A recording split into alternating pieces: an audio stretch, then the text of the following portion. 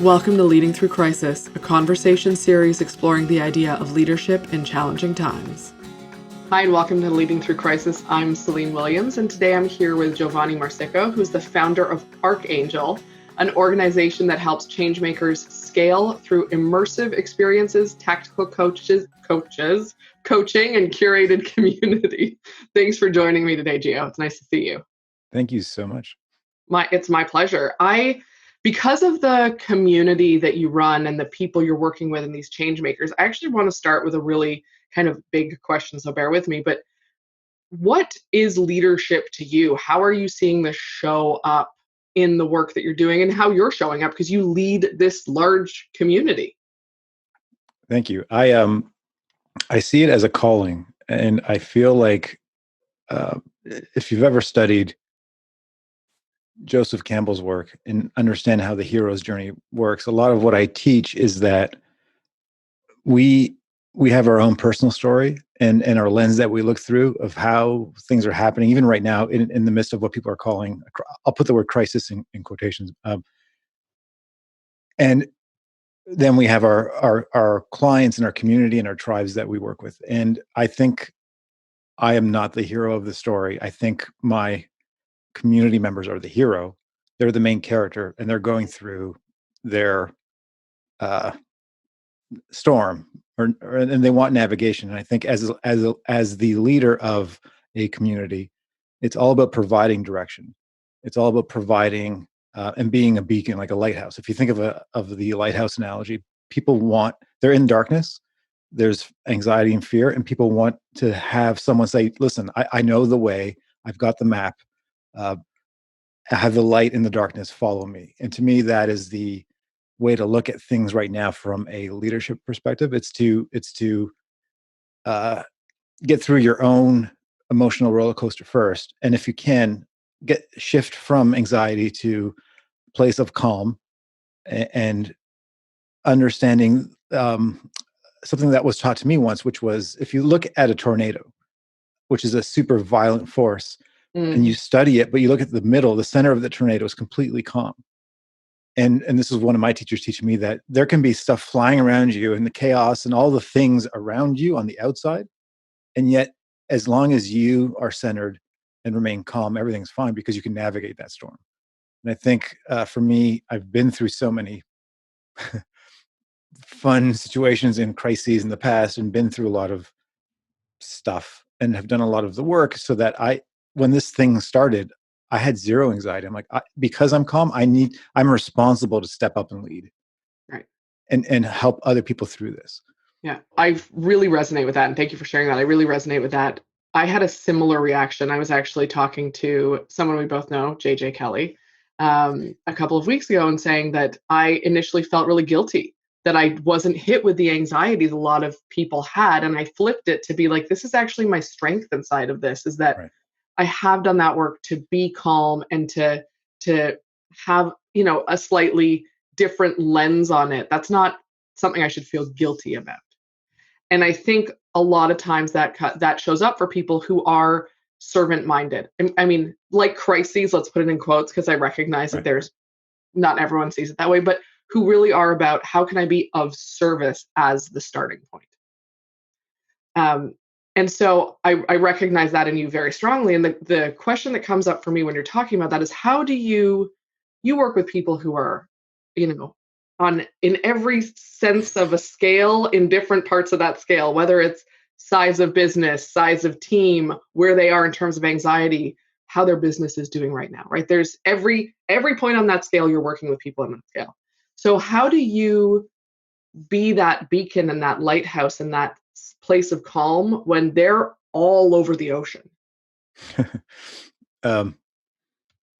It's first to understand that everyone is different, and yet there's a through line, and there's always a pattern and things that connect all of us together. So we feel like we're separate, but we're actually one unified community, and we're simply at different stages of the path, but we're all walking the same path. And part of it is to request the help and assistance of people who aren't in that anxious place. And it doesn't matter where you are. I have friends who are as an example, running 8-figure businesses with teams of hundreds of people who have to do a lot of layoffs, and that's the stress. And then I have people who are in the startup mode where they're like, I don't even know where to make my next dollar, and that's the stress.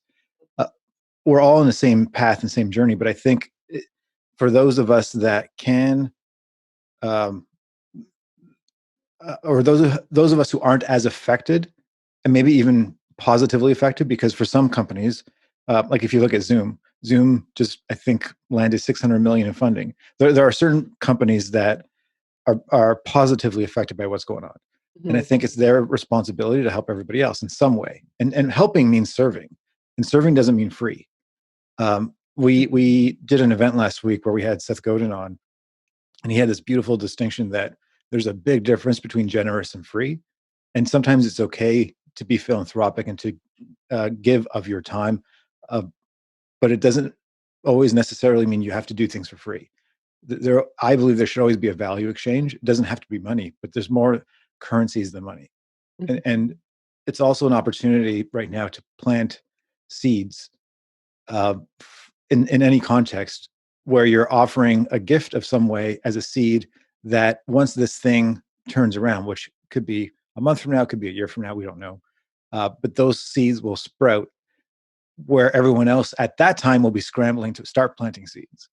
So I think I heard this beautiful distinction that the Chinese symbols for crisis, there's two symbols. One is danger, one is opportunity. And there's often massive opportunity when people feel like they're in a crisis. And actually, it also creates forced innovation. Like we were forced to turn what was a live mastermind private event into an online thing. And I said, listen, if we're going to do this, we're not just going to try to replicate or like have an alternative. We're going to create a whole new thing. So we created a brand new kind of event that was only possible because of technology. And that was in many ways doing things that aren't possible at a live experience. And I think that that kind of innovative thinking is available to all of us if we just pause for a second and say, hey, what can we now do that we couldn't do before? It can be really challenging for people to do it. So there's two things I want to say. So it can be really challenging for people to do that at the best of times, let alone because we so often default into, well, we're just going to do it the way that we've always done it because we know that that works. So why would we take any sort of risk? Let alone when there is the amount of uncertainty that there is right now, right? And this is not a COVID-19 thing. Crises happen in smaller ways all the time. It's why, for me, it's why these conversations are so interesting, is because while we are looking at it in this specific lens right now, they apply in other situations. There have been other crises. There can be an organizational crisis. It doesn't even have to be on a broader scale. So how do you, if someone is at that point where they have to start thinking about things differently, where they have to start innovating, how do you, as a leader of an organization and as a leader of this community, how would you recommend they start thinking about it different? What are some of the things they can do to shift that from that place of hunkering down to opening up? Because to me, that's my language, is it's like closed in and hunkered versus opening up to the possibility. Well, this is my philosophy around all of this. First off, a lot of, and if we're talking in an entrepreneurial context, a lot of business owners uh, focus on their thing, like their product, their service, or the thing they sell, and then they ask who needs this thing, right? And they try to attract people who need the thing. If you flip that and say, who is my dream client? Who am I serving? Who is my tribe? Who is my community? And start with them first, and then ask, where are they now? Where do they want to be? And how can I help them bridge that gap with my things? Because then the asset isn't your product. The asset is the relationships. And as crises happens or as things change and shift, as long as you're deepening the relationship, you can shift with them. You can now ask your clients, your community, well, now what's going on? And now what do you need? And as long as you're the connector to the thing they need, that helps them get further down their path, no matter what that direction is. And you're the one with the map of providing that GPS direction. That's how you can always not only survive, but navigate through troubled times like this. I love that. I hear more and more about the importance of relationships, especially in the entrepreneur world. And I'm a person who, that is my whole world. I've always said that the only reason I have any semblance of success is because I focus very heavily on relationships and always have. And I'm I don't see it as much in the corporate world or the more traditional business world, even if it's not corporate. A lot of brick and mortars, for example, aren't as focused on that. um, they tend to be focused more on the thing they are doing, the Right. product, the service, whatever it is, and that's their offering. Once they've saturated that, they're like, okay, let's add a new one in without necessary. Right? It's like, okay, great, time for a new product or service. Um, and I really am curious if you see this crisis, this pause that we're in, this reset, this retooling, whatever you want to call this moment, as having the potential to shift some of that out of the entrepreneur. Because when you're an entrepreneur, we're in the little bubble, right? Like we see other people doing this and we're like, everyone is focused on relationships. And that's not necessarily the whole world. So do you see this as potentially as something that could shift and change and what that might look like on a broader sense? Totally. I think this is going to create a lot of shifts in general. So it will create forced innovation because people, if you think of brick and mortar, if people can't come to you, how do you go to them, and who are the them? Mhm. Right? Like a restaurant, for example, we have a restaurant in Toronto called Impact Kitchen, where I'm friends with the founder, and what I love about them is that they've built community. It's one of the only restaurants I know that people feel bonded to the brand. It's like I'm a member of this place, and now they can't. We can't go to them. So now they've created this thing called a community box where you can order a box of their product that comes to your home. And all of the proceeds from that community box go to fund their employees who are stuck at home. It's like a beautiful, brilliant way of innovating right now. So I think the opportunities are always there, but right now it creates forced opportunity. Mm. And we these shifts are going to keep happening. Um, and it also shines a spotlight on things that aren't working. Mm. People can get away with a so-so or terrible product if you have really good marketing. You know what I mean? And I'm not a fan of that stuff. I actually don't like it.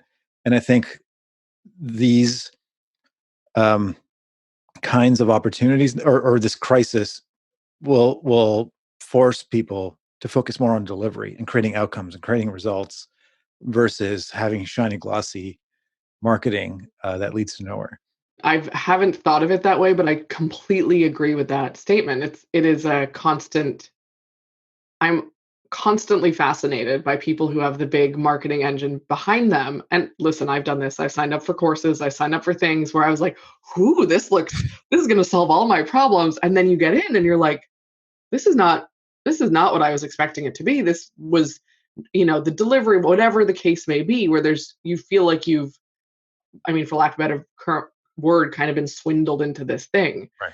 And yet we don't talk about that enough, in my opinion, so that other people are then doing the same thing. So I think that's a really how it will affect how we market, and then the delivery of those things, I think, is going to be really interesting, Right. 2-3 years from now. Well, I think if you shift your focus on creating remarkability with respect to delivery, you don't have to do any marketing Hmm. because people will just naturally want to talk about you. Hmm. Right. And if you don't, I'm not saying to do zero marketing, but if the majority of your energy goes into making people delighted and excited about working with you and creating crazy, awesome outcomes for people, which I think is where the focus should go. Um, there's less of a need for funnels and all these hacks and all these things that create complexity. Now, especially historically, maybe not now in this moment, but people have been like, "Oh, I'm 3 months into a business and I have two clients. Let me create the world's largest funnel right away because that's how I get leads and more business." And they then shift that focus really quickly to maybe not the best place for them to be having the focus. Yeah, like this kind of happened um, in 1999, 2000, where the whole dot com bubble thing happened. It was like all these people were they had a business with no substance at all, but they were making or getting a ton of investment funding. And all of a sudden people realize, wait a minute, there's actually nothing here. Right. And I think maybe that's happening or could happen now again, like a marketing bubble. I like that, a marketing bubble. That's in 2 years we'll have another conversation and be like, so let's talk about that marketing bubble that we I just talked made that about. up right now, but I kind of like it. I might use that again. Yeah, no, I like it too. That's why I was like, oh, I think that's a really interesting perspective and definitely something that's valuable to think about, right? For anyone who's listening or watching, that's something that really is to think about is how do we, if you take that lens of there's a .com bubble and you shift it to there, let's say there's a marketing bubble, what does that mean for you? What does that mean for your business? What does that mean for your people? What does that mean for your clients? Now what do you do? And I think that, again, it's that leadership and that thinking 3 steps ahead. If this does shift, if this is not going to be the way it was last year, then how do I be that beacon? How do I lead from here forward, not looking backwards? So cool. So I want to ask this question. Are you seeing any trends or things in terms of people leading communities or leading organizations that you think that person is doing a really stellar job of showing up at a time when we don't really have a script for how to show up right now? Oh, wow. I know I totally put you on the spot, but you are in touch That's with okay. so many people doing interesting things. I was like, oh, Gio will have some interesting thoughts on this, I think. The first person part of the challenge is I know so many awesome people. I don't want to like single one, but I'll You focus can first single a on, bunch of them out. That's fine. As many as you need. yeah, like my friend Bob Gavreau, who is in the accounting financial world in Canada. So I don't know how many people will see this outside of our geographic beautiful bubble of Canada. Uh, Mhm. but the second this thing started, because there's so much conflicting weird data around what's due, all of these supporting things from the government, different kinds of funds or loans you can apply for, and it's been chaotic. And uh, I've never seen someone work as hard as like he just stepped up, and every day he's created a group where he's giving out free information and giving downloads and just all the things to keep people updated. Um, every single day on what's possible and helping people through the crisis. Um, in that same token, John Porter, I don't know if you know John from BarterPay, Yep. and I reached out to him quick. I'm like, listen, let's do something together for our community because what he's putting together 10 million in funding through his barter credit. So he runs he has a network of businesses right now based in Canada that can trade their unused inventory or unused time and service for barter credits, which is like an alternative currency, and then spend those credits on other people in the network to get product service that you might need. And now he has this new thing where you can get loans. So the idea is you get a loan of barter credits that you can spend within his network, and then you pay back the loan in your product and service. So Hmm. you don't have to actually use cash. And he's giving like away 10 million dollars worth of these loans, and $1 Canadian is one barter credit. So it was like, that's awesome. And yeah, I don't know. There's so many people doing amazing things, but I think that's the thing. It's like it's the time where we need to step up and lead. It's the time we have to stand up and speak up louder and serve more. Both of the cases that you mentioned, and in your case as well, for what it's worth.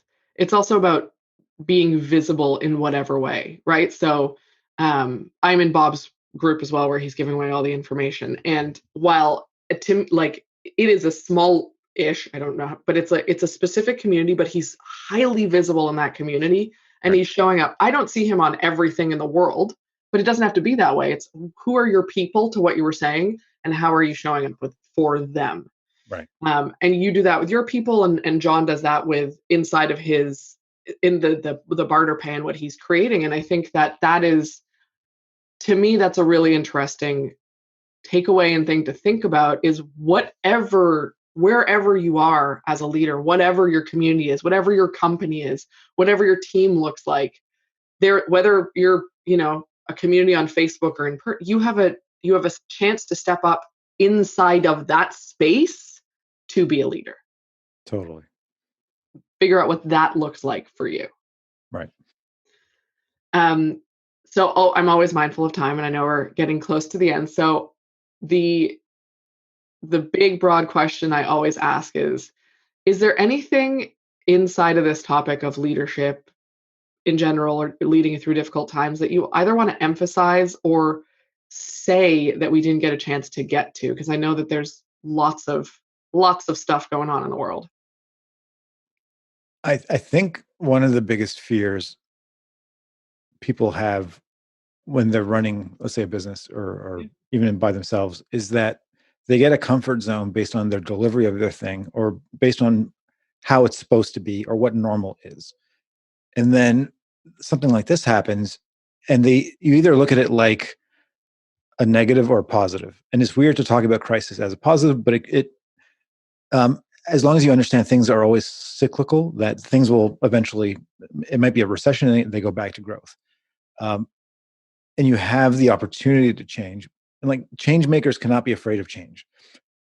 It's kind of in our DNA. We're supposed to be the ones creating change. So now's the time to do that. And don't be the Blockbuster or the Kodak of your industry, where it's like, well, this is how it's always done. People will always use film, or people will always go to a store to rent their movies. Right? Be the Netflix, and understand that this is the time when you can experiment with that kind of thing, and don't get stuck in your old ways. And the cool thing is, when you experiment, you may actually find something that you couldn't have connected the dots going backwards, but now it becomes a whole new thing and a whole new category and a brand new innovation that could be 10 times as big as your current thing. Mm. So have the courage to experiment right now with different ways of creating similar outcomes for your clients or customers, but not the way you typically do it, in a new way, and see what happens. That's the perfect way to end this, because it is the best summary and great advice for anyone who is struggling or isn't sure what to do, or is just wants to do something and is like, where do I start? So it's a great way to help them think about it differently. Thank you for joining me today. It's been really wonderful chatting with you and seeing your face, and I hope that you are well in the rest of however long this isolating happens. Thank you so much. Thanks for listening to us talk around leadership in challenging times. If you would like to learn more about us or any of our guests, you can find us online at www.leadingthroughcrisis.ca. If you like the show, please subscribe and leave us a review wherever you get your podcasts from.